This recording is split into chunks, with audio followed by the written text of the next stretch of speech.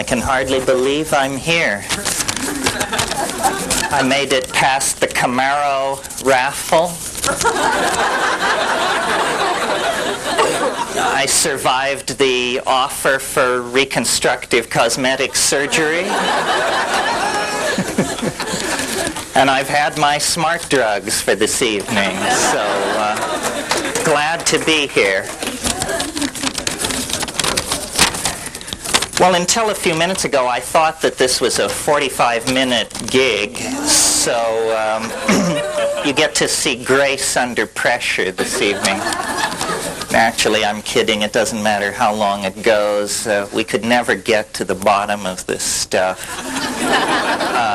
Nor would we wish to, I think.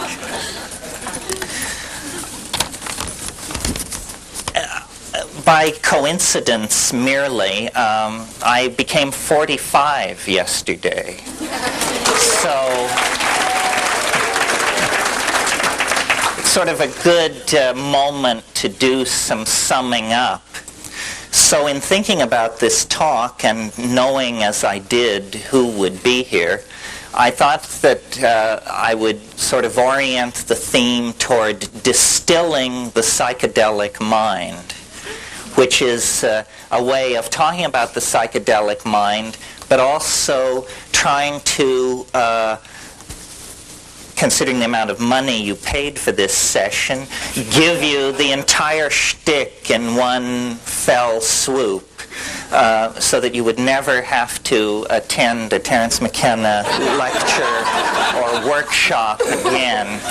You can just move past that, turn the page on that kind of thing in your life. And I think it's coming together for me. I don't know whether it's writing these books. Was a very nice introduction here tonight, and the whammy in it was, after 25 years of being ignored by straight publishers, or publishers of any sort for that matter, it appears that I'm on the brink of entering the marketplace, if not the mainstream. So with your help and word-of-mouth advertising, maybe I can continue to meet my mortgage obligations. Okay, let's cut to the chase. Enough of the obligatory clowning around.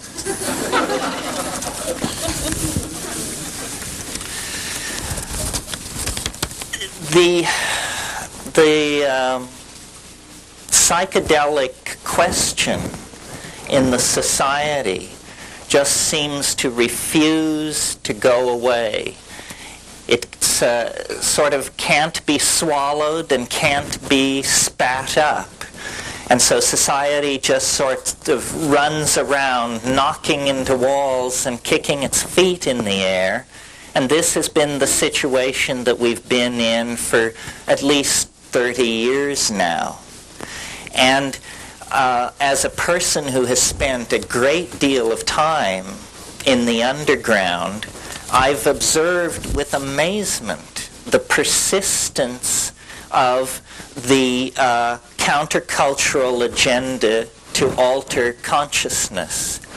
And like many of you, I came to it in the 60s when the basic argument in favor of altered states of consciousness were almost entirely narcissistic. Deep insight into yourself, an ability to overcome childhood programming, so forth and so on. And I certainly think because of the kind of society we are, because of the kind of people society has made us, that this was a valid place to begin. But after 30 years of having the psychedelic issue on the social agenda, at times hailed as a universal panacea, at times demonized as a scourge from hell, but never quite silenced, never moved out of the public eye, I've reached a number of conclusions about this, and I thought it would be interesting tonight, I guess because of my recent birthday or something, to sort of try and distill all this and sum it up and put it in front of you in terms of what is psychedelic shamanism, why should people like ourselves who live in high-density electronic culture, why should we care about this? What does it say about our future? What does it say about us as a group? And what techniques are there that we each, on our own, can bring to bear on this question? So with your help, hold me to the straight and narrow, I'd like to make my way through this agenda this evening and talk about these various aspects of what, to my mind, is the most astonishing facet of reality. I mean, maybe sex is pressing hard in the second position, but these two things run neck and neck as aspects of the mystery of what it is to be human. And believe me, human psychedelic experiences and human sexual experiences are orders of magnitude removed from anything going on in the animal realm. These things are set apart from the rest of being because what we bring to them is mind. This is what we pour into the sexuality of human beings that makes it unique.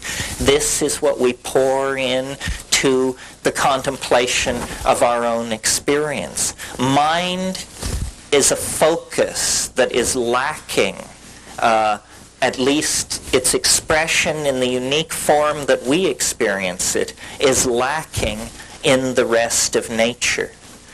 And I believe that the persistence of the psychedelic experience within the social agenda has to do with the fact that it actually addresses something basic in human beings. I mean, it may seem like a radical proposition to say that to a white, high-tech, industrial democracy audience, because we are the people who have drifted furthest from this birthright.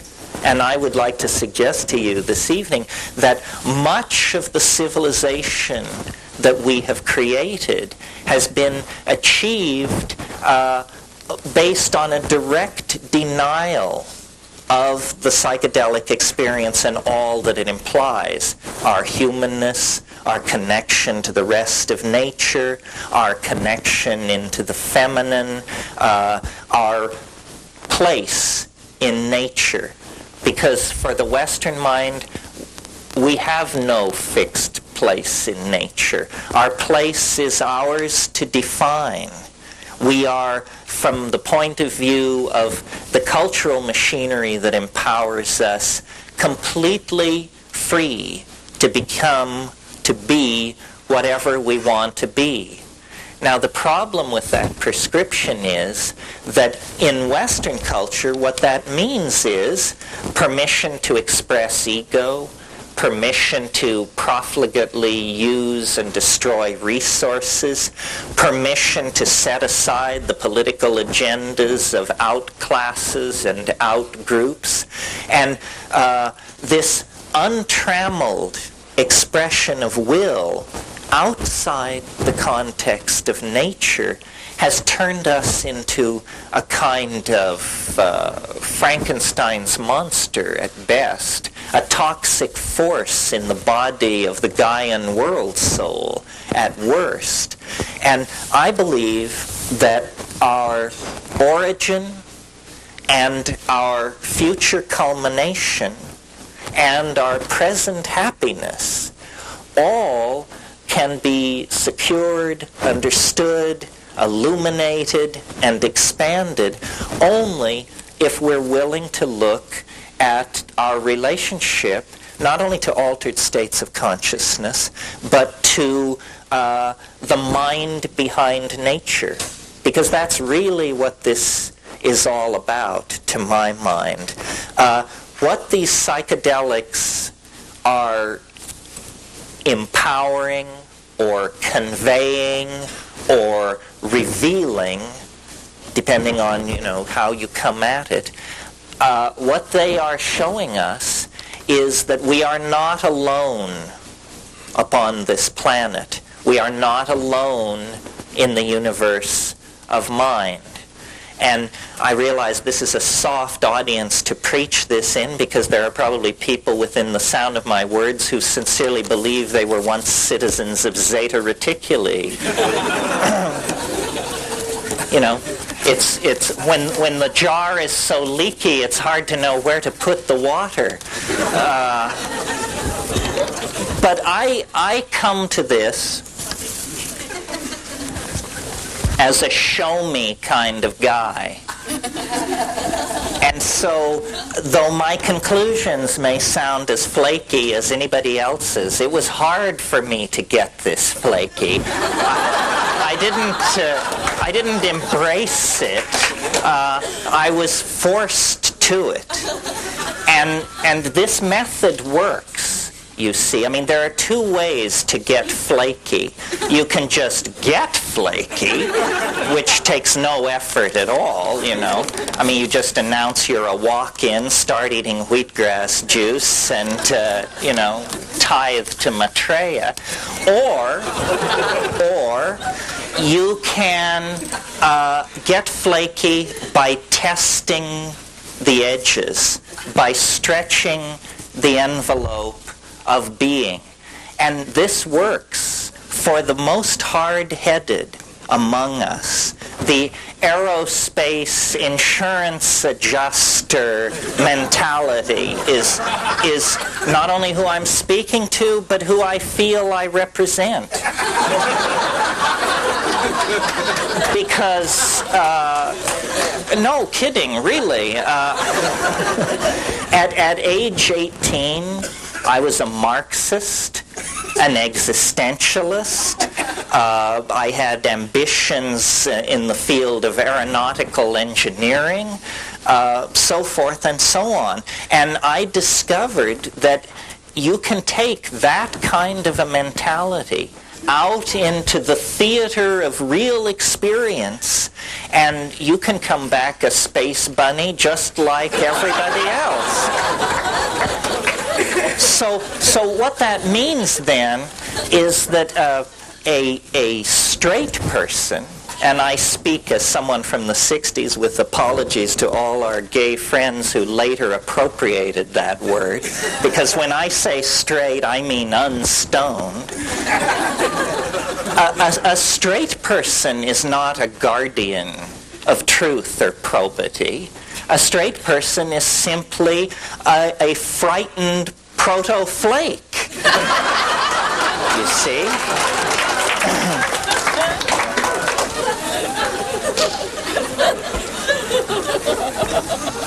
I always think, and most of you have heard me say this, but when we get off on this subject, I always think about the wonderful thing Tim Leary said years ago. He said it so many years ago that when I told him how much I admired him for saying it, he didn't remember that he'd said it. But the man once said,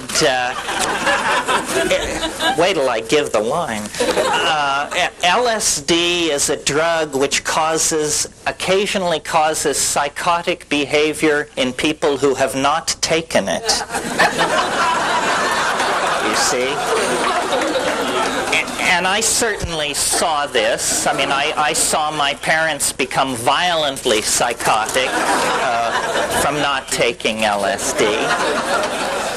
And so my point is, and I make it in a forum like this, because here we have so much permission for belief. You want to believe in, channeling from beyond the grave? Fine, no problem. You want to believe in the healing power of nematodes, hematite, you name it. We've got it all.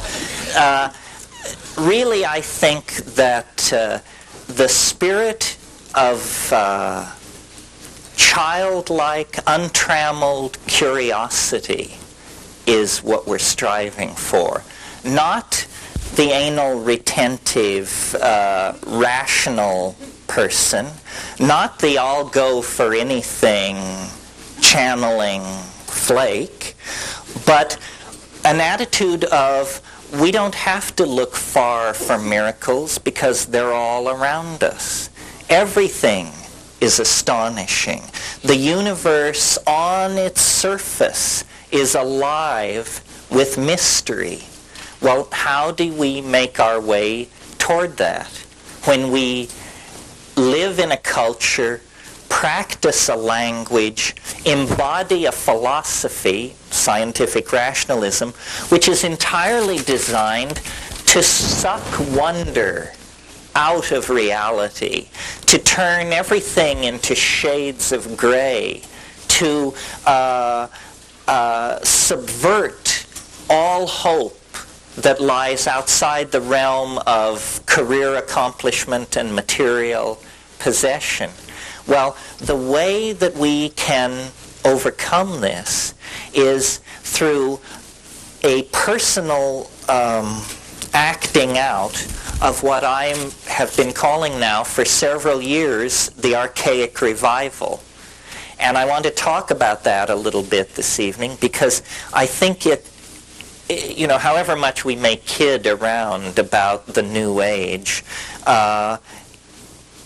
it is an important aspect of what is going on. Its triviality is rooted in the side of it which is ungrounded, ephemeral, and self-promoting. But it springs from a fairly profound and deep sense that things are not all right in this society.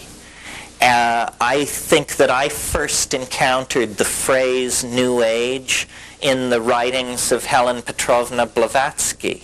She wrote in the 20s. I read her in the 50s.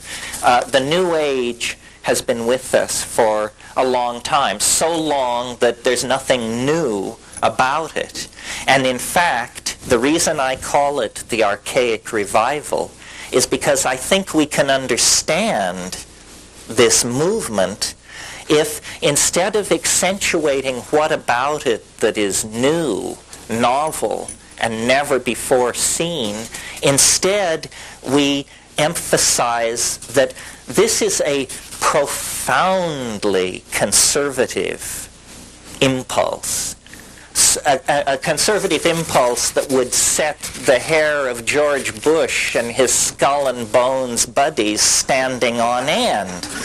Because when we talk about conservative, we're not talking about returning to the era of Eisenhower. We're talking about returning to the era of Isis, Astarte, the great horned goddess of the high Paleolithic.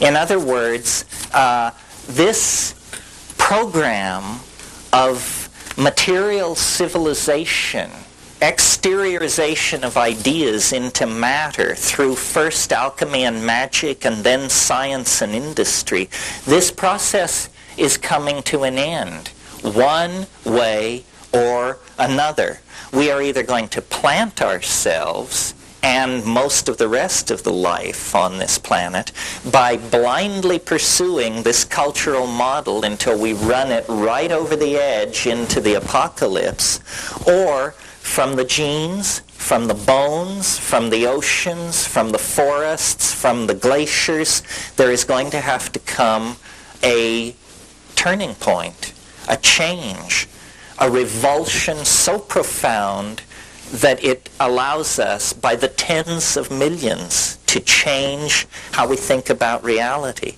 to change how we live. And I have ended up an advocate for the psychedelic experience, not because I think it's easy, not because I think it's surefire, but because I think it's the only game in town, the only chance left. If we had 1,000 years, If we had 500 years, maybe propaganda, messages on boxes of cereal, photographs on cartons of milk, I don't know, something might do it. But we don't have 500 years. We must come to a screeching halt now, because we are barreling toward the brink of ruin. And the only thing that I have ever seen that turned anybody around on the dime was psychedelics. You know?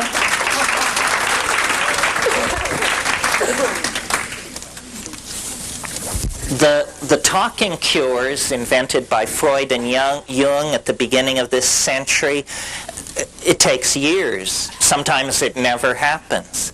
The body work that came along behind that with Wilhelm Reich and others, Feldenkrais and so forth, Ida Rolf, all of this brings it into the theater of the body. At least now we understand it's a body-mind system. It's not a disembodied voice lying on a couch speaking, you know. But it seems so obvious. What we're trying to do is perturb the mind. We want to perturb the mind so that we can then see it differently, so that it may see and be seen differently. Well, the mind rests on a foundation of chemical machinery. We're not saying the mind is chemical machinery. We're saying the mind rests on a foundation of chemical machinery. So if you want to perturb the mind, you don't go to the talking. You don't go to the deep tissue. All of this has efficacy, but it is necessary, but not sufficient by itself. For there to be a sufficiency of method, there must be an initial perturbation of the mind. And this comes about through the use of psychedelic plants. This is not something that was discovered post-LSD in Manhattan by psychiatrists or in Prague or Berlin or at Esalen. This is a truth 25,000, 50,000, 100,000 years old. This is how it's always been done. Only in the last 6,000 years on the European continent and those civilizations that are the children of Europe has there been any other approach to these problems. Well, and what the other approach, linear thought, the phonetic alphabet, science, mathematical abstraction, so forth and so on, what these other approaches have brought us is toxicity, pollution, mutation, catastrophe, revolution, death, and yes, friends, even unhappiness. It hasn't worked. Western civilization is now crowing over the fact that the only opposition it ever had, which was Marxism, a pathetic, weak sister, has now collapsed upon itself. Well, there should be no congratulation in that, because the contradictions which undid Marxism lie in wait to undo this society as well. Both societies are materialistic. Both societies define human beings and treat them as things. And the fact of the matter is, Western civilization at this moment is a loaded gun pointed at the head of this planet. And we, for all our pretensions to a sensitivity to the presence of vitamin C or zinc in our diet or all the rest of this malarkey, we are the major prevaricators of this situation. So a certain obligation rests upon us. And I think we're meeting this obligation. I wouldn't say we're doing a great job or a terrible job. I think we're functioning at approximately a B+ level. You see, I mean, human life is so ephemeral. I mean, a person a person who lives 70 or 80 years is really as ephemeral as a mayfly or something. I mean, it's not long enough to get the full picture. For instance, many of you, by virtue of not having spent a great deal of time thinking about it, probably don't realize that this psychedelic plant shamanism option, this is not something that Western civilization has grappled with for centuries and come to terms with and found the proper pigeonhole for and put aside. Not at all, my friends. The fact of the matter is, all of this information about psychedelics has arrived in Western society in the last 100 years. And we have to say 100 years because we want to include things like mescaline, 1895-98, it began to be studied in Germany, and things like ibogaine, which was known toward the end of the last century, but which has had virtually zilch impact on American psychedelic populations. So we have to say the psychedelic option has only been an object of the Western mind's curiosity for approximately 100 years. But really, 90% of that occurred in the last 50 years. As many of you know, I am a great fan and spokesman for psilocybin, for the mushrooms. The mushrooms that I am so stoked on were discovered in 1953 by Gordon and Valentina Wasson in Huatla. Discovered in 53, made absolutely Schedule 1 illegal in 1966. 13 years was the window in which Western civilization had to study this compound and figure out what it was for. And they were just beginning to focus upon it when it was made illegal. LSD, discovered in 37, not brought into the scientific literature until 48, not generally available even in the laboratory until 1950, made totally illegal in 1966. 16-year window. Think about the fact that when LSD was legal, psychiatrists, professional researchers were consistently reporting cures of chronic alcoholism with one 500 gamma dose. One dose. Cure, like a 50% cure rate without recidivism for chronic alcoholism. Spectacular findings were being reported.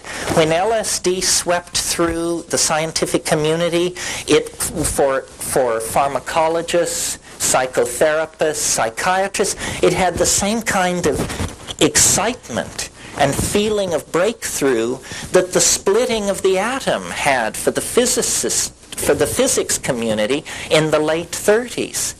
Well, science, we are told, is this absolutely impartial, godlike body of knowledge prosecuted by great men, and it will fearlessly send its questing mind into any situation or environment. This is a mental discipline so dispassionate that it sees nothing at all wrong with strapping monkeys into apparatus and hurling them into walls at 70 miles an hour to study traumatic injuries. This is a discipline so unflinching in its pursuit of truth that it will design tiny television cameras to be implanted in plastic penises so that we can see the changes in the color of the vaginal wall as it approaches orgasm. I mean, these guys are unstinting in their devotion to truth in any form. And yet, for 30 years, science has accepted government's refusal to allow science to look at the potential impact of psychedelic plants and compounds on human consciousness, on chronic alcoholism, on schizophrenia, on depression, on autism, on learning disorders, on dyslexias, on memory enhancement, so forth and so on. This to me is obscene. The future is mental. Figure it out. If the mind does not loom large in the future history of this species, then what the hell kind of future is it going to be? I mean, this is our crowning glory. Our aesthetic sensitivities, our ability to create values that are not simply based on the next meal, the next sexual encounter, the next empowering social move, but an ability to create social values based on creating a viable future environment for children, creating a viable present environment for the less fortunate among us, creating a social safety net so that the more maladaptive of us are not reduced to living under bridges and in abandoned automobiles. I mean, these are the things which set us above the apes. These are the things which take us out of the context of organic nature and make it seem as though, hey, there actually are some transcendental values being maximized here. There actually is something going on within the human family that if it were to be lost, fumbled away, compromised, or destroyed, the universe would be a poorer place for it. Truly a poorer place for it. And I think we take our humanness too much for granted. I don't think we realize how nasty, brutish, and short most of life has been over the centuries, and how really only within the confines of the 20th century has a level of comfort and food availability and shelter and basic creature needs been met to the point where most people can begin to lead the philosophical life that previously was the privilege of emperors, kings, great courts. Now we all indulge ourselves. We all have the philosopher king's point of view. We all have a model of history, a model of the future, and we all feel capable of stepping into the shoes of our leaders and discharging that responsibility. Well, in order to do that, I think we need to overcome our amnesia about how we got to this place. I don't see, you see, what science would have you believe and explicitly implies is that we are an aberration. Over here you have nature, the beautiful rainforests, the wonderful coral reefs, the symmetry of the hummingbird, the sea urchin, and the butterfly. And here you have us, grimy, tawdry, polluting, ugly, driven, in disequilibrium, in denial. I don't believe that. I believe that this kind of thinking that breaks humanity away from the rest of nature is the first of the great disempowering myths by which the Western mind has enslaved itself. And we are not outside of nature. We are not a runaway toxic process. We are not a mutation. We are, in fact, that part of nature which has been deputized for a purpose, We are the energy gathering aspect of the Gaian mind. We are the language forming capacity of nature herself. You may know the concept of a catalyst in chemistry. A catalyst is something which, when you stir it into a chemical reaction, the reaction proceeds more quickly, but the catalyst itself is not destroyed. And this is what I think we are. We are a strategy on the part of the Gaian mind to produce an effect that would otherwise take much, much longer to produce. The main effect of the presence of human life on this planet has been to vastly accelerate the speed at which nature is able to creatively express herself.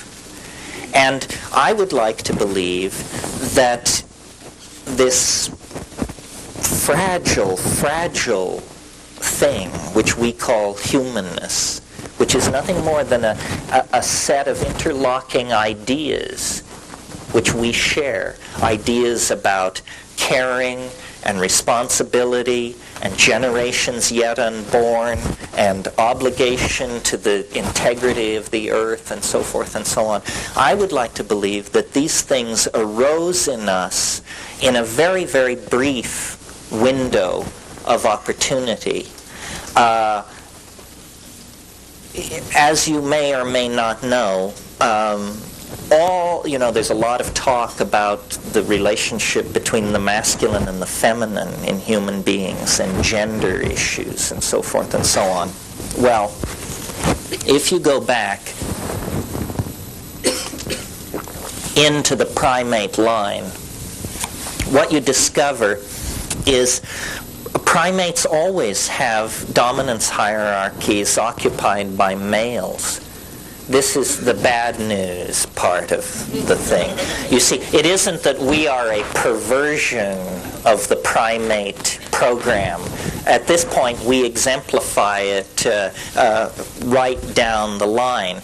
But clear back to squirrel monkeys, you get male dominance hierarchies. Why is this? And why then is it even an issue for us? Why don't we just blindly accept it? I mean, there isn't a woman's liberation movement among termite societies or, among reindeer herds. So why are we so discomforted by our attitudes toward each other? Well, I believe it's because we actually created, at a certain point in our history, a kind of paradise. We actually solved all the problems which now bedevil us 20 to 15,000 years ago. And how this happened, and half of you, I hope, are amazed, and the other half will groan because you've heard it so many times before. What happened is an evolutionary synergy that occurred on the plains of Africa sometime over the last 100,000 years. It's that as the African continent dried up, our remote primate ancestors were forced out of the trees and onto the African grassland, where they were in an environment completely different from the kind of environment that our ancestors had been living in for millions of years. Gone were the fruit-filled bowers of the climaxed canopy of the rainforest. And instead, what there was a grassland with very little cover, a very restricted flora and fauna, and into that grassland pour these hungry, displaced, dispossessed, formerly fruitarian primates. When a species gets under that kind of pressure, it must make a choice between extinction or dietary expansion. Many, many species will choose extinction. This is an interesting thing about animal species. Most animal species eat one or two foods that they are very tightly focused in on. The reason for this, if you're not an evolutionary biologist, is it's a strategy for avoiding mutation. You see, all plants have a tendency to protect themselves from predation by producing toxins, mutagens, poisons is what we're talking about here. So an animal species will evolve a preference for just one or two food sources, and then it can hold its exposure to mutagenic agents to a minimum. Now, our species, when we moved into that African grassland situation, were plastic enough, malleable enough, that we decided, no, by God, we're not going to go to extinction because of the absence of papayas in this situation. We're going to test other foods. And we began testing other foods in that environment, and that immediately swelled the number of mutant strains in the human population. Now, in this grassland environment, the number of new foods to be tested was somewhat limited, and the most spectacular and obvious of the unfamiliar food sources in this environment were the psilocybin mushrooms seen to be growing in the cow pies of the many different kinds of cattle-like ungulate animals growing up in that environment. And if you've ever been to the tropics and seen the Stropharia cubensis mushroom in its natural habitat, you can't miss it. It's the most spectacular thing going on. I mean, you walk out into a Colombian pasture after a few days of mist and rain, and these mushrooms, the size of dinner plates, will be scattered across the environment. Now, when I was in Kenya in the late 60s, I observed baboon troops and their food gathering behavior, and what they were into was running around frantically looking for cow flops and then flipping them over, looking for beetle grubs or carrion beetles. You see, they understood that the cow flop, great phrase, huh? The fecal deposit of the ungulate animal was a vector for protein, insect protein. This was a likely place to find carrion beetles, worms, and what have you, and of course the mushroom. Well, when you observe how primates react when they're testing a food, they're very careful and they're very conscientious. A baboon will take a suspect potential food source, take a leaf, put it in their mouth. Just hold it there. No chewing, no nothing. Put it in their mouth. Wait 30 seconds. Chew. Wait. And then either spit it out or swallow. And if swallow, then begin to eat. Well, I believe that this encounter with the psilocybin mushroom, and in the course of this workshop, maybe in the question and answer period, we'll get to this, but psilocybin has unique properties which set us up for a sudden, enormous evolutionary kick in the pants. And we can talk among ourselves about whether this was just blind coincidence, good old chance, and aren't we fortunate for it, or whether benign extraterrestrials operating from their base on Zeta Reticuli were, we can save that for you. We don't have to get rid of it. Whether it was those shifty Zeta Reticulites or blind chance, whatever the force was, the exposure to psilocybin has three reinforcing consequences that are of tremendous importance for understanding human evolution.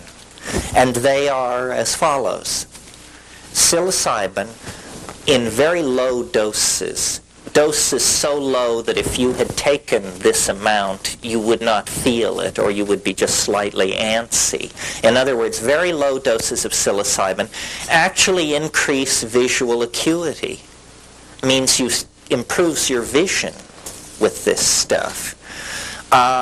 Well, again, you don't have to be a rocket scientist or an evolutionary biologist to figure out that if there's a plant in the environment and you're a hunting animal and this plant improves vision, you're going to be a better hunting animal if you include this plant in your diet. And this is precisely what happened. Early human or proto-hominid hunters accepted psilocybin into their diet. It made them better hunters. Being a better hunter means being more successful at obtaining food.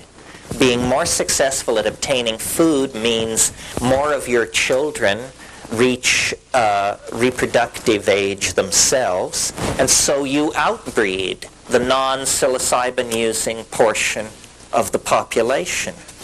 Simple enough, right? On the next level, remember I said this was a three-step process where each step reinforces the other.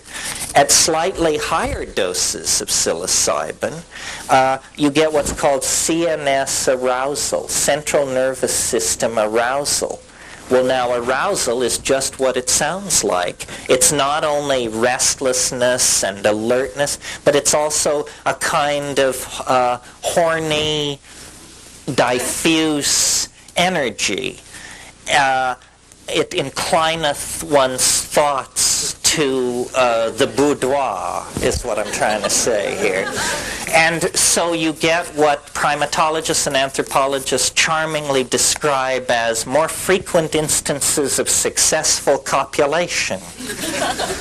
And so what successful copulation means is, again, a factor feeding into more children of the psilocybin-using animals reaching reproductive age themselves.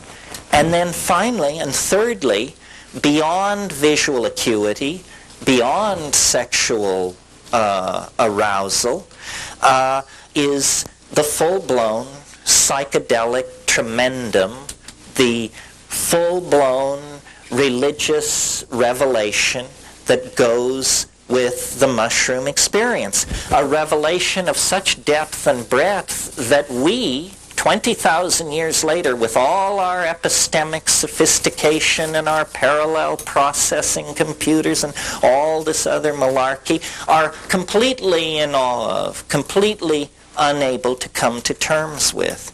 Well, this higher dose of psilocybin was usually experienced in the context of the middle range dose of psilocybin.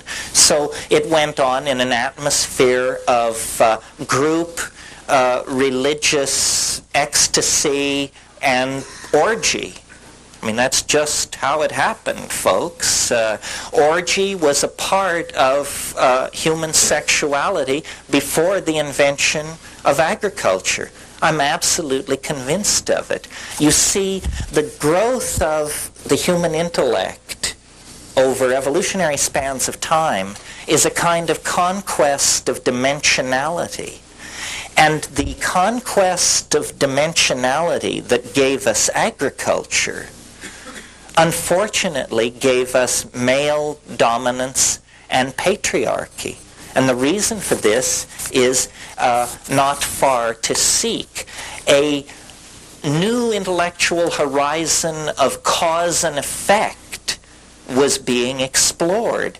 Women, who were the gatherers in the hunter-gatherer equation, were realizing for the first time the causal relationship that exists between burying a half-eaten meal over here and coming back a year later on your annual nomadic peregrination and discovering food plants growing where you buried your uneaten meal of a year ago. In other words, women came to understand the relationship between the act of planting and the appearance of usable food plants sometime later.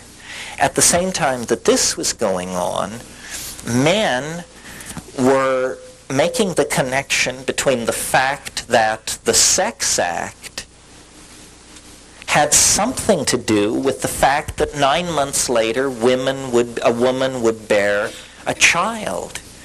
And in a way, this was the beginning of the straight lockstep march into hell. Because once men had this notion of male paternity, it became more important to know who your children were than it was to participate in the orgiastic, group-minded bonding that had previously occurred. And once you have the notion of my child, then it moves naturally to my woman, my weapons, my food, my hunting ground, my everything. The recognition of male paternity gave permission for the growth of ego. And ego, and this was all a continuous thought, those of you who doubted, this was all a continuous thought. Ego is our problem, and we always had it when we were squirrel monkeys, howler monkeys, proboscis monkeys, and all that. We only lost it in that very brief window of opportunity, maybe 20, maybe 30, 40,000 years long, when, as we evolved into the grassland, we included in our diet essentially a drug which corrected our primate nature. A drug which suppressed the expression of male dominance. A drug which promoted an orgiastic sexual style that promoted group values. Because you see, and this is the point to my mind about psychedelics, what they do, not my trip or your trip, which we could spend hours trading stories about.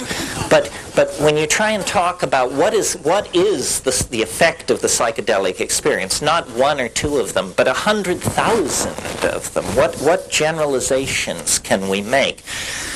The generalization that I have found most powerful is the psychedelic experience dissolves boundaries. That's what it does. And boundaries are what chain, diminish, define, and degrade us. And we are always creating them, and we are always struggling with dissolving them. And the ultimate boundary is this belief in the sanctity of the ego versus everything else in the cosmos. And I believe that that the ego arose in a context of language, culture, religion, and so forth, simply because we evolved in the African grassland, and the climate itself underwent changes that eventually placed the mushroom out of reach. And this is why the fall into history. This is what that Genesis story about that I call history's first drug bust. This is what it's about. I mean, isn't it a little peculiar that the Ur myth of our culture opens with a drug bust? It's the story of a woman, right? Those bad women. A woman who corrupts her roommate, and then they both get kicked out. And they break the lease, essentially, and they both get kicked out. And where they get kicked out of is into history. And I believe that the Genesis story, definitely told and created at a time when patriarchy was on a roll, is a memory of this break with this orgiastic, goddess-centered, nomadic, cattle-oriented, mushroom-using form of human pastoralism. Now, notice in this scenario that there are no villains per se.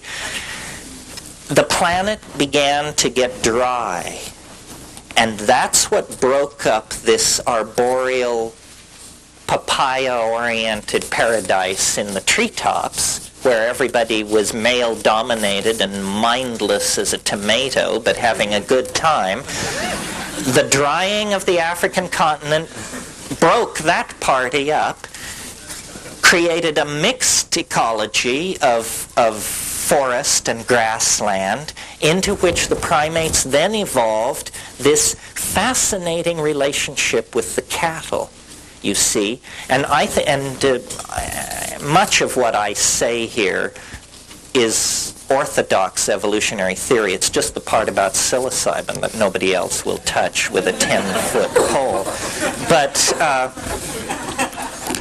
moving out into the grassland, testing foods, accepting psilocybin into the diet, and then creating, based on the interruption of the natural tendency toward male dominance, it was fixed 50,000 years ago. A pharmacological intervention on the entire species created then a situation of partnership.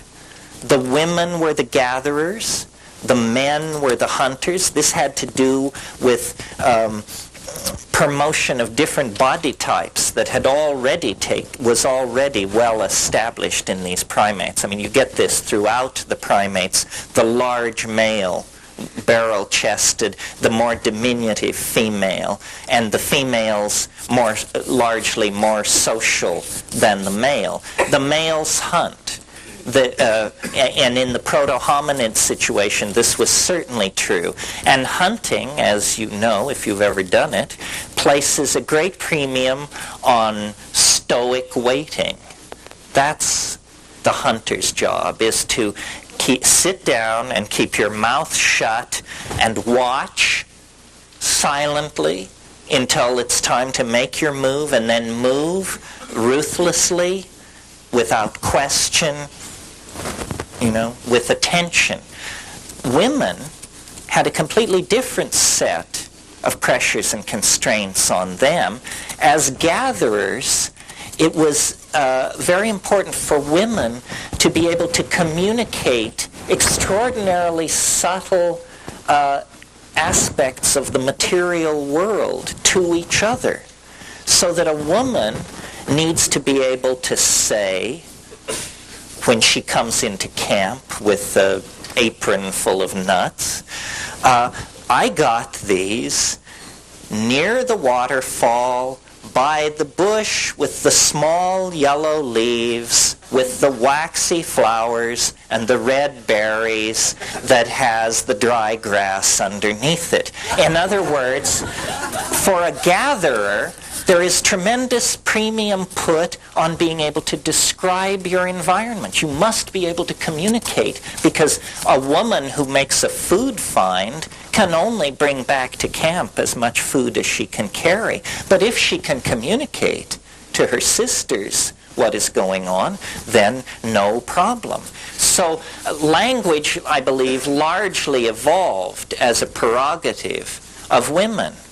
And this stoicism and ability to tolerate uncomfortable conditions was evolved by men.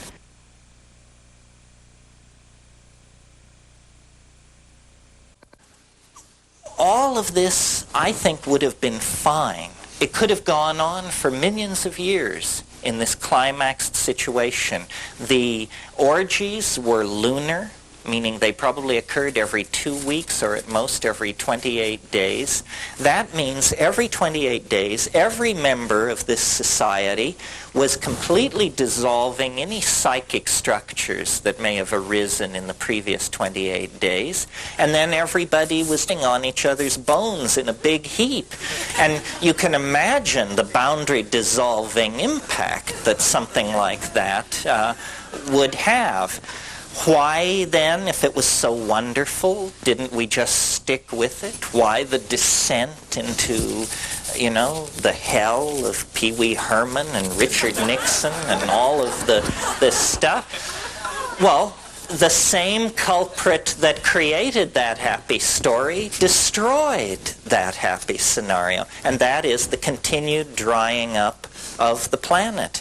And that's what we get in that Genesis story. Remember at the end of the Genesis story it says, and God set an angel at the eastern gate of Eden with a flaming sword so that Adam and his children could not find their way back into paradise. That's a memory of the Saharan sun scorching off the African veldt and forcing those mushroom-using pastoralists to settle in the Nile Valley and set up permanent settlements and begin thinking about kingship, large-scale agricultural projects, and so forth and so on. And what happened, it was not as simple as that may have made it seem, you see. This is really the theme of this book that I wrote for Bantam, is the theme that cultures wear drugs like clothing, and they're never aware of it. They just feel naked without their particular drug. And the clothing may differ. One culture feels fully dressed in penis sheaths and war paint. Another culture isn't fully dressed unless the gown is by Dior. So there are different styles of clothing, and there are different styles of mental clothing in the form of drugs. And these drugs promote different kinds of cultural values. And what happened in this African situation was a tragedy that in a way we have seen enacted in microcosm in our own society. It was that at a certain point everything was perfect. The monthly orgies, the suppression of ego, the group values, the recent invention of language was making food gathering easy for women. The abundant game was making hunting easy for men, so forth and so on. But this drying of the African continent didn't halt there. It continued, and pretty soon there were problems. Less game, less to be gathered, and most important for my theory, fewer mushrooms. And when there became fewer mushrooms, then there were two possibilities. You could have your mushroom orgies less frequently, or you could create some kind of technology for preserving the mushrooms so that when you found a lot of them, you could save some of them for dry spells, literally for dry spells. Now, the problem with this strategy is that in a world without refrigeration, the strategy which Aboriginal people in Australia, in the Amazon basin, the strategy which Aboriginal people tend toward when they want to preserve some delicate food is they invariably go for honey. Honey. This is why some of you may know that the Romans ate hummingbirds' tongues pickled in honey. It isn't because honey was the preferred medium for pickling hummingbirds' tongues. It was because that's a way of preserving delicate food. The problem with honey is honey itself can ferment into a psychoactive compound. Honey changes into mead. Mead is a form of crude alcohol.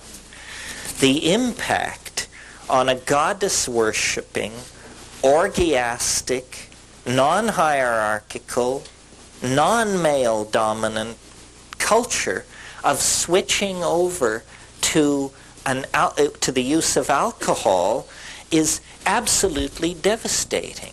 In the same way that I told you what psilocybin did, improves visual acuity, promotes sexual activity, delivers a religious experience, we can talk about what alcohol does. It lowers sensitivity to social cueing at the same time that it gives an empowered sense of ego. In other words, it makes you into a jerk. It gives you the courage to say and do what, if you are a decent person, you would otherwise never say and never do. It turns each one of us into a Clarence Thomas. This is not what's needed. Boo, yes, no, who knows? Who is Clarence Thomas anyway? And time again in human history, these kinds of synergies have been enacted. Well, I want to say more about it. That isn't the whole story. That could be the whole story. I mean, there's enough in that for it to be the whole story. In other words, if it's true that the mushroom suppresses male dominance, if it in fact promotes communal values and so forth, then what a wonderful thing it must be, and we can leave it there. But that's only a small part of the story. The real story is what is so wonderful about it. Since it's a mental experience, what is so wonderful about it that it could halt the human tendency to devolve into these counterproductive forms and lifestyles? Well, what is so great about it is that it is nothing less than half of the intellectual universe. It is what I call the connection to the Gaian mind. In other words, to this point, what I've said could be imputed to be just talk about a superb psychedelic drug. And so they're saying, oh, well, so this guy advocates the use of a superb psychedelic drug. It seems reasonable or unreasonable, depending on where you went to church. But it's not that paradigm challenging. But what is paradigm challenging is the content of the experience.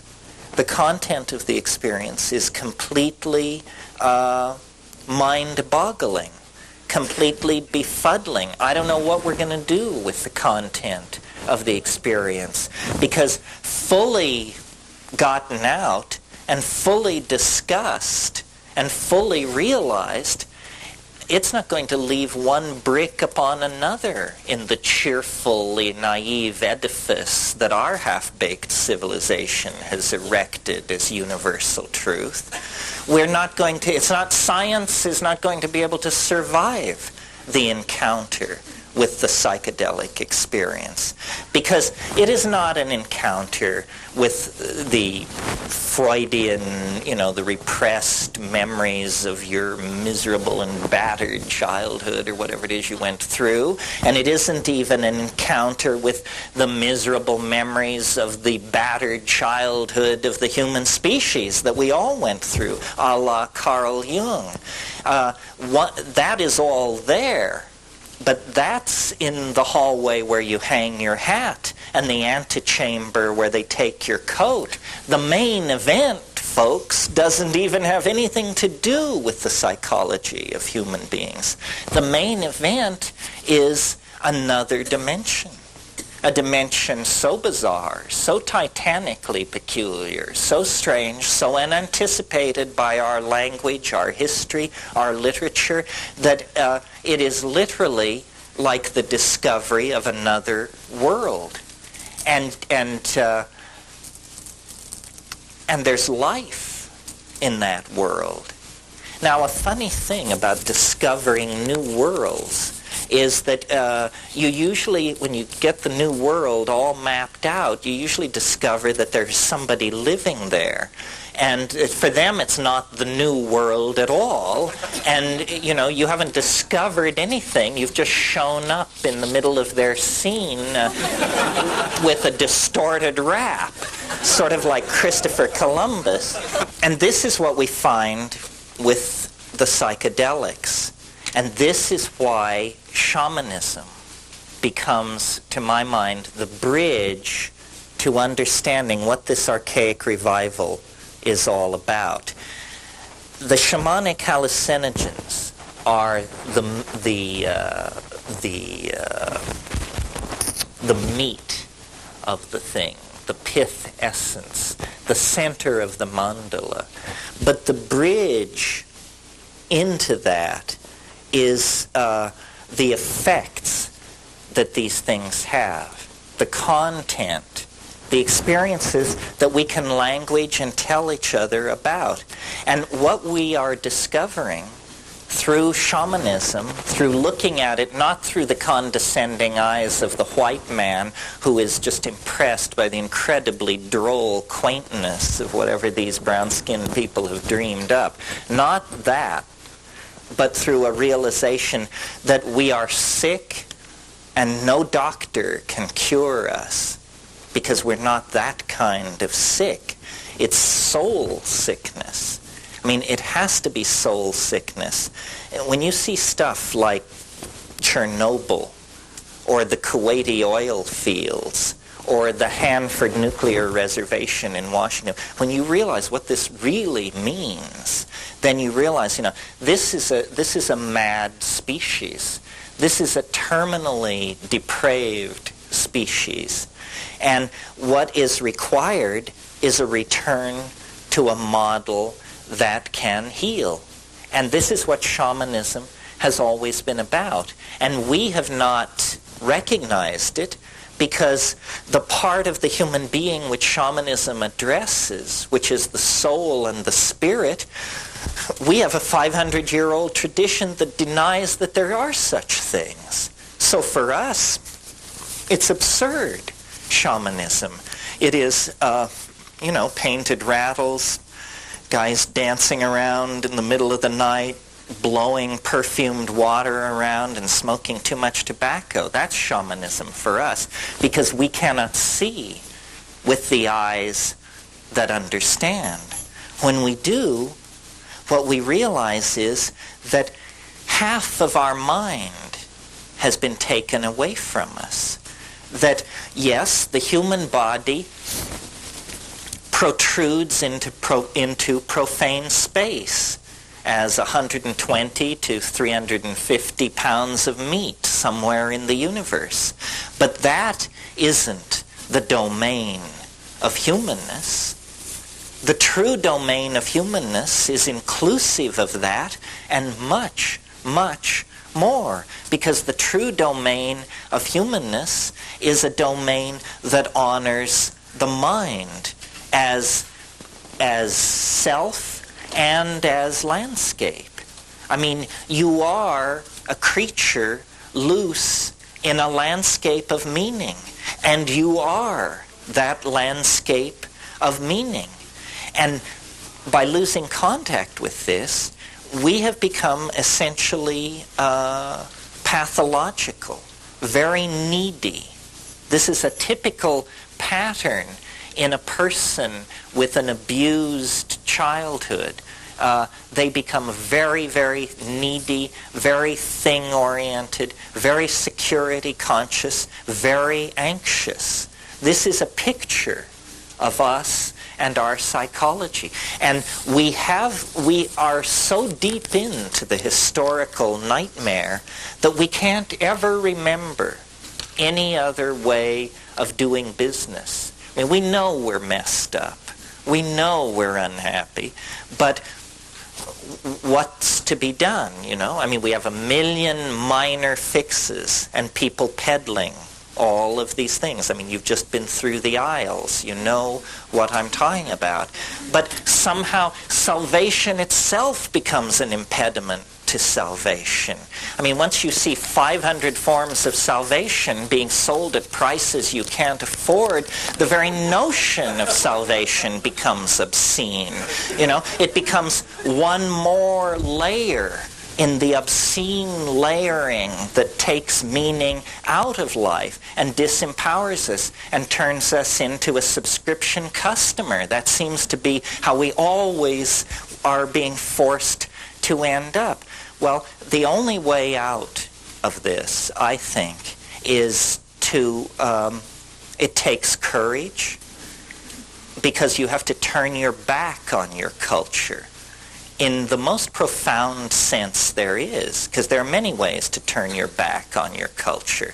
I mean, if everyone's wearing gray, you can wear green. That's one way to turn your back on a culture. But another way is to break its laws. Now that's a little more serious and, you know, brings in big philosophical issues. But in fact, the culture is an enormous arrow pointing, go this way. And you know what lies that way? Impoverishment, madness, degradation, and death. That's where the culture is pointing. You can see it. You can see it. Just look where we're headed. If everyone on earth aspires to the kind of lifestyle that you people can enjoy by virtue of having paid the money to be at a scene like this, there isn't enough glass, metal, and plastic in the planet to make that many Celicas and Jaguars and bluebirds and snowbirds and all the rest of this crap. So what is needed is an awakening. Now, I mentioned earlier in this talk that in the 50s, before they interfered with LSD research, they were curing chronic alcoholism with a single 500 gamma dose of LSD. Well, now, for heaven's sake, nobody is suggesting that LSD is a cure for alcoholism. That, to me, is absurd. It's not a cure for alcoholism. It's a cure for stupidity. And a person who is killing themselves by drinking themselves to death takes 500 mics of LSD and says, what a stupid person I am. I'm killing myself. And so then they look at their behavior and they cease that behavior. And this is what has to be done on a societal scale. And it is not as difficult as we may wish to be assured by the establishment.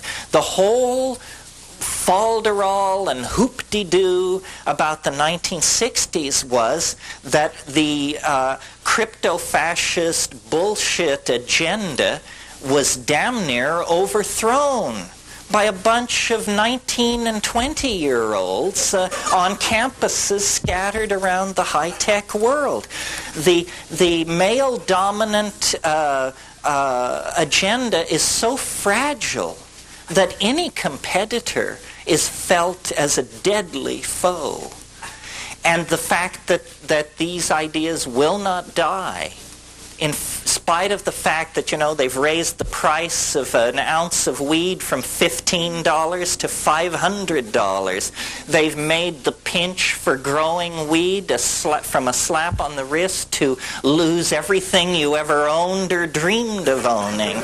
And they cannot push it into extinction. It's because it's so much older than their con game. They've invented their con game post-Sphinx or something, and we're talking about a reality that reaches back 15, 25, 30,000 years. And it's a reality, so far, I've only spoken, I keep trying to get to this subject, but I won't let myself for some reason. So far, I've spoken of it as boundary dissolving, promoting group sexual activity, this and that and the other thing. But those are like generalizations. What is really interesting about the psychedelic experience is it shows you a mental universe that you not only never suspected existed, but that you could not have suspected existed. I don't think there's another way to it. I mean, I'm not ready to categorically say there's no other way to it, and occasionally, especially at gatherings like this, people grab me and assure me there are other ways to it. And they say, you know, if you just, I want you to meet Babaji. He's as good as psilocybin. And, oh, really? I want to meet this man.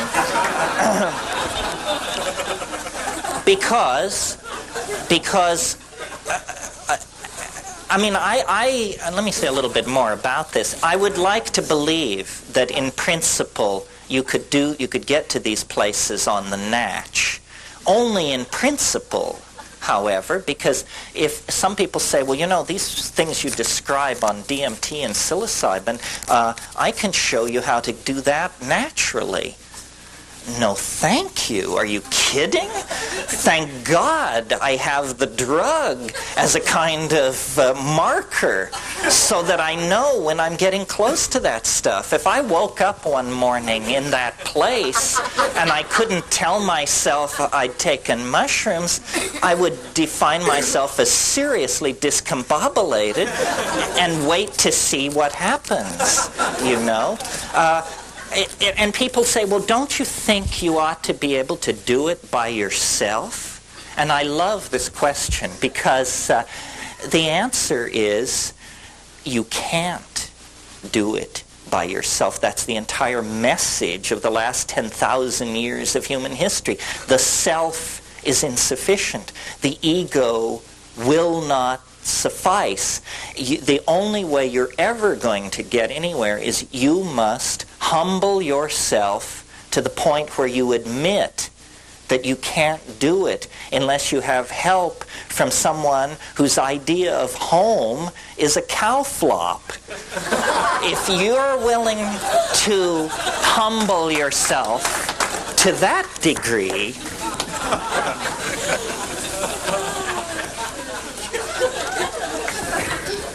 then maybe we can get somewhere. The content of the psychedelic experience is, I believe,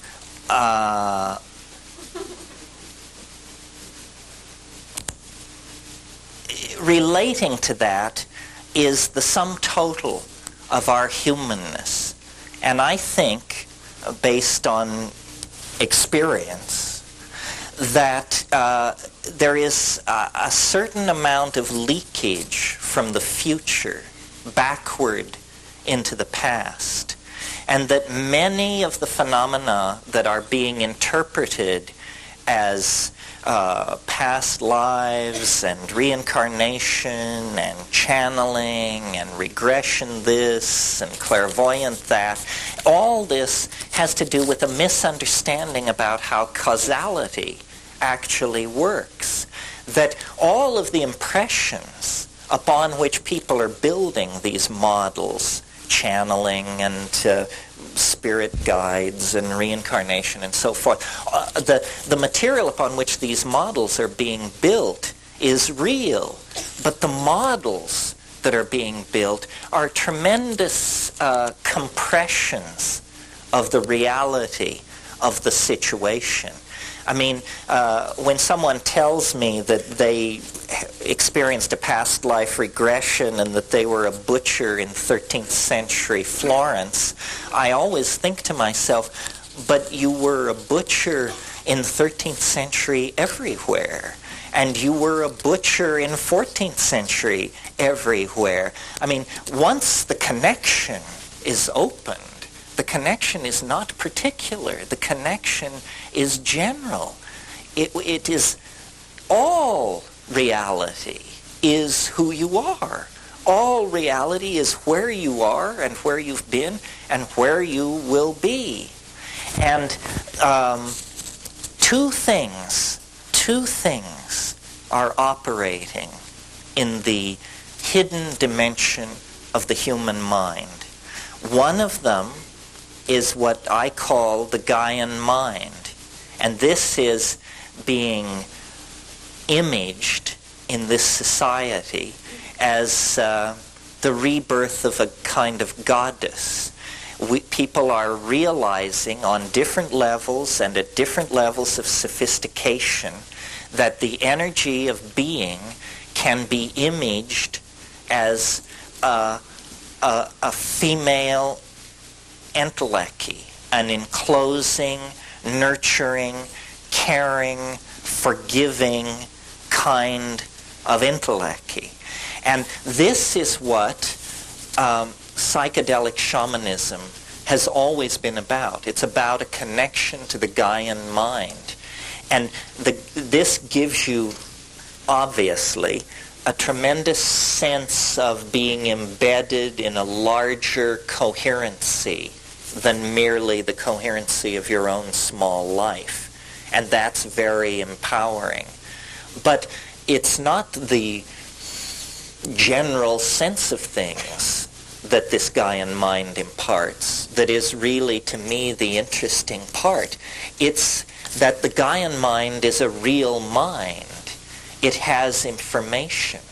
It can tell you things of the most specific and personally important sort.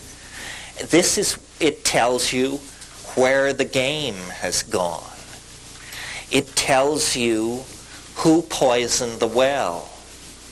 It tells you who raped so-and-so.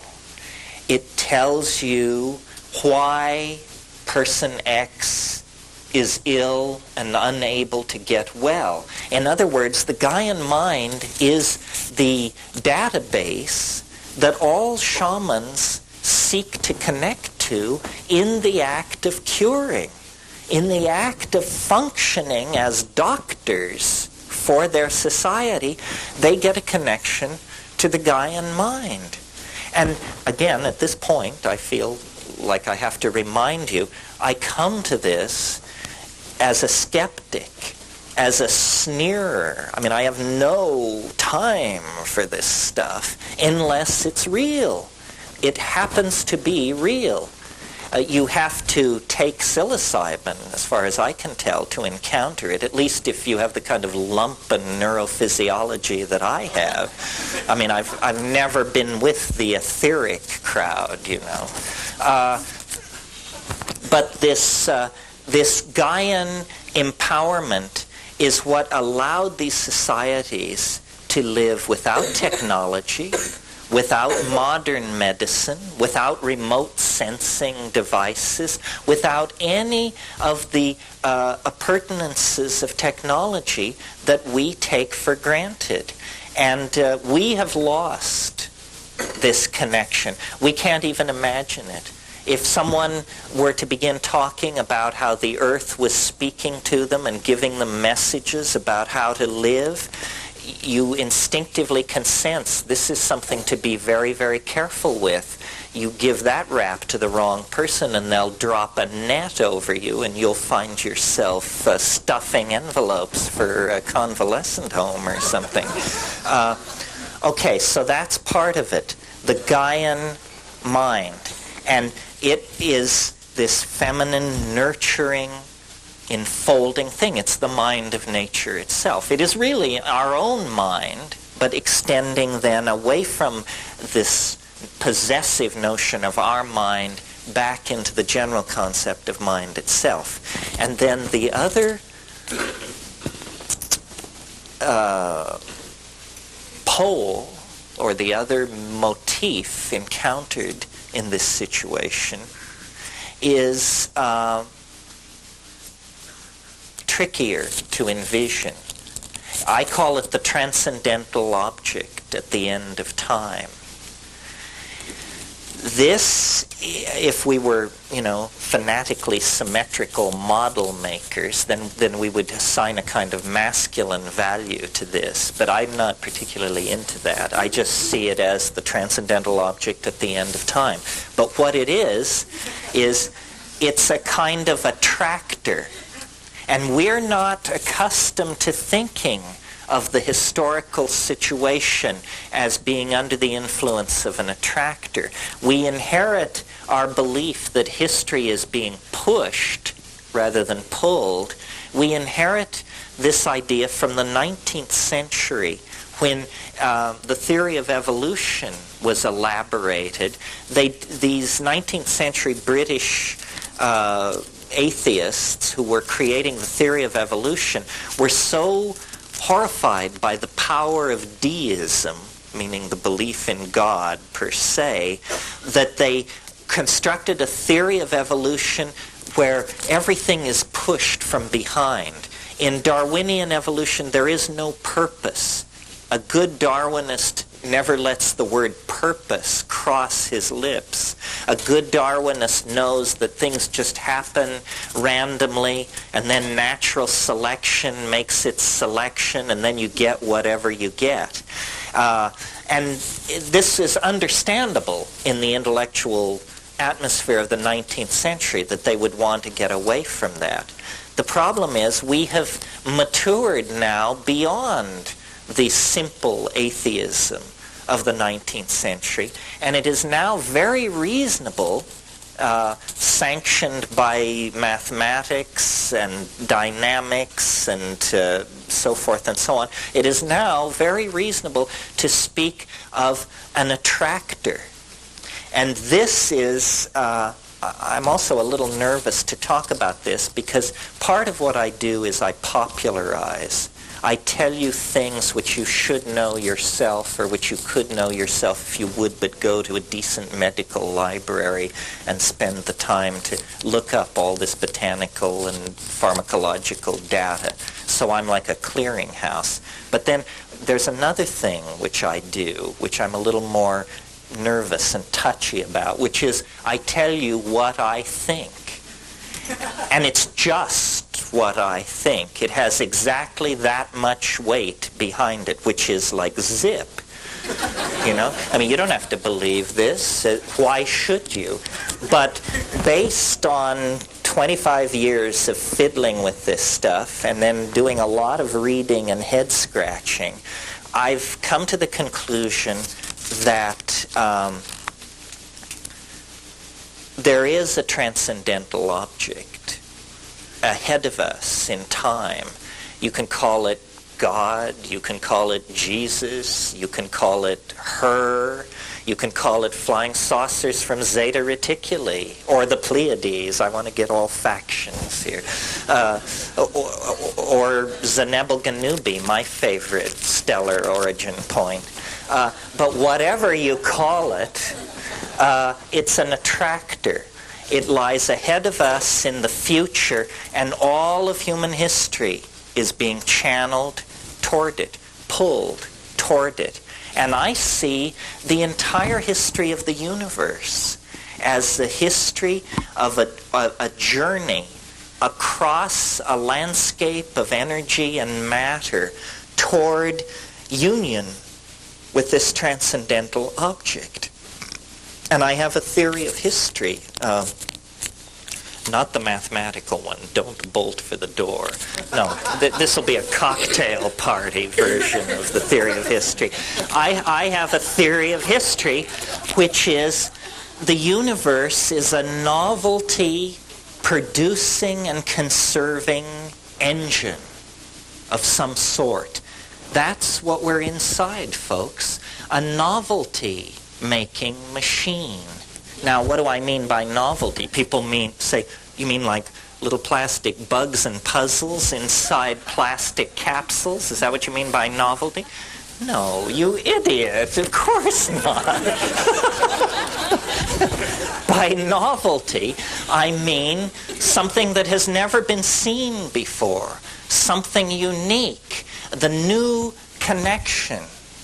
I always think of the symbolist poet Lautréamont, who said, I am fascinated by the kind of beauty that arises when a bicycle meets a sewing machine on an operating table. Now that's novelty, folks, because you just don't get that every day. So the universe is a novelty-producing engine. It not only produces novelty, but it then preserves it and builds upon it. So, if we now look at the story which science tells us, and it's an interesting story, by the way. If you think I say things which are highly unlikely, notice that I do not ask you to believe that the universe sprang from a point of matter smaller than a proton in a single instant. This is the position of science. This is the limit case for credibility. I mean, if you can believe that, what in the world would you balk at, for crying out loud? I mean, that is the limit case for credibility. So, science tells us that the universe sprang from nothing in a single instant and that it was very hot. Very hot. So there were no molecules such as you and I are made out of. There were no atoms such as lead and gold and water are made out of. There was only a pure plasma of electrons. That was all. And the physics of that universe were incredibly simple. They were the pure plasma physics, unhindered by any other fields of any sort. Well, the universe then cooled. And as it cooled, lo and behold, at a certain point, electrons were able to fall into stable orbits around atomic nuclei. And at that point, atomic systems formed. And a whole new kind of chemistry comes into being. Further cooling, millions of years pass. Then we get the carbon molecule cooked out of new stars. It has a 6-valent structure so that we get organic molecules. Well then, quickly, we get long-chain polymers. Very quickly then, long-chain polymers that can copy themselves. And then that becomes primitive life. And at that point, you then get complex life. And then sexuality, meaning gene mixing, as opposed to the previous thing, which was vegetative, like making cuttings from plants. Well, do you see what's happening? At each successive stage, the previous level of complexity is not only retained, but used to build upon toward the next level of complexity. Well, the wonderful thing about this cosmology is that instead of human beings being like mute witnesses to the grandeur of Jehovah's creation or some kind of trip like that, instead you discover, human beings are important. We are more novel than anything else in nature. And we 20th century human beings are more novel, more interconnected, more complex, and in possession of more and different kinds of knowledge than most of the people who preceded us. So this growing toward complexity seems to be what the universe is all about. Now, it doesn't go on for hundreds of millions of years into the future, because as you can see, each successive stage has proceeded more quickly than the stage before it. So now we are in what I call the short epochs. We are in periods of time where more change goes on in a 10-year period than went on in a million-year period near the birth of the universe. We are living in the complex, novel end of things. And that complexity and that novelty, which we experience as tremendous stress in our lives, ushers into the transcendental object at the end of time, not that far in the future. And we, as psychedelic people, have an obligation upon ourselves to anticipate and to help realize this future. It is upon us. Every messiah, every religious ontology, every manager of every booth at this exhibit is reflecting a distorted scintilla of the spiritual reality of the transcendental object at the end of time. Every one of us is a particularized and distorted image of this transcendental object into which we are being dissolved, into which global culture is being dissolved. So,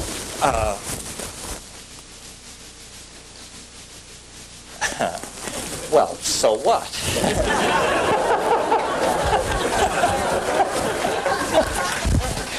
So we can cut into this cycle at any point.